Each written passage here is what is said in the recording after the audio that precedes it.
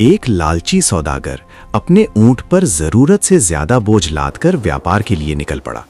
चलते चलते ज्यादा वजन की वजह से ऊंट की चाल धीमी हो गई और वो थककर जमीन पर बैठ गया। ये देखकर सौदागर को बहुत गुस्सा आया।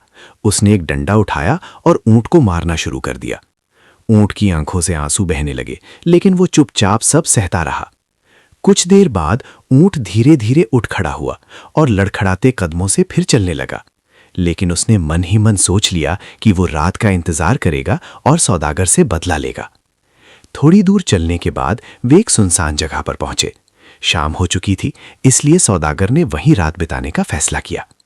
जब वो सोने लगा तो उसके मन में डर आया कि कहीं ऊंट उस पर हमला न कर दे, क्योंकि वो जानता था कि ऊंट अपने साथ हुए जुल्म को नहीं भूलता।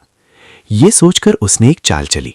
उसने अपने बिस्तर में पत्थर और झाड़ियां भर दी और ऊपर से कंबल ओढ़ दिया ताकि देखने में लगे कि वो वहीं सो रहा है। फिर वो खुद थोड़ा दूर एक छोटे पेड़ पर चढ़कर छुपकर बैठ गया। आधी रात को ऊंट चुपचाप उठा और सौदागर के बिस्तर के पास आया। अंधेरे में उसे लगा कि सौदागर वहीं सो रहा है। गुस्से में उसने अपने भारी पैरों से बिस्तर को जोर जोर से कुचलना शुरू कर दिया। वो बार बार उसे रौंता रहा। अंदर रखे पत्थर भी टूट गए। जब उसे यकीन हो गया कि सौदागर मर गया है तो वो आराम से जाकर बैठ गया। पेड़ पर बैठा सौदागर ये सब देखकर अपनी चालाकी पर खुश होने लगा। उसे अपने आप पर बहुत घमंड हो गया। वो खुद को रोक नहीं सका और जोर से हंसते हुए बोला, ए बेवकूफ जानवर, मैं जानता था कि तुम बदला लोगे, इसलिए मैंने वहां पत्थर रखकर तुम्हें बेवकूफ बना दिया। ये आवाज सुनते ही ऊंट चौंक गया।